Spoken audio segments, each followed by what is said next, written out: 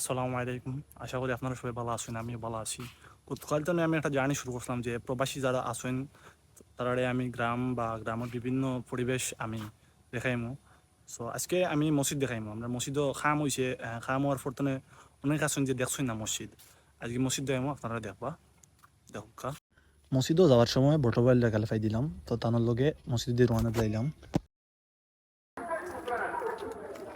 কিছু খোঁজ আমি বিদেশ বিদেশি সকলের কিতা কইতা কইতা না না রে বাবা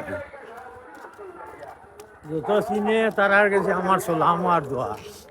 আমরা মসজিদের গেটও কোনো কাম করা হয়েছে না আবো, ইনশাল্লাহ সামনে দিয়ে কাম করা হইব। গেটের পরেও যে রাস্তা ওখানে কাম করা হয়েছে, খুব সুন্দর হয়েছে দেখা। তো আপনারা আগে এই রাস্তা এখান খুব পিছলা আছিল, যার কারণে আটকে যাওয়া যাইতো না, মানুষ পিছলা খেয়ে পড়েছে। এখন খুব সুন্দর রাস্তা হয়েছে। আমরা মসজিদের এর ভিতরে একটা জিনিস খুব বেশি ভালো লাগছে আমার, খুব বেশি গাছ, যার কারণে গরমের দিন এলে তেমন বেশি গরম লাগে না, খুব ঠান্ডা লাগে গরমের দিন। আর আপনারা সবাই ভালো থাকা, ইনশাল্লাহ দেখাইব সামনের কোনো ভিডিও। আসসালামু আলাইকুম।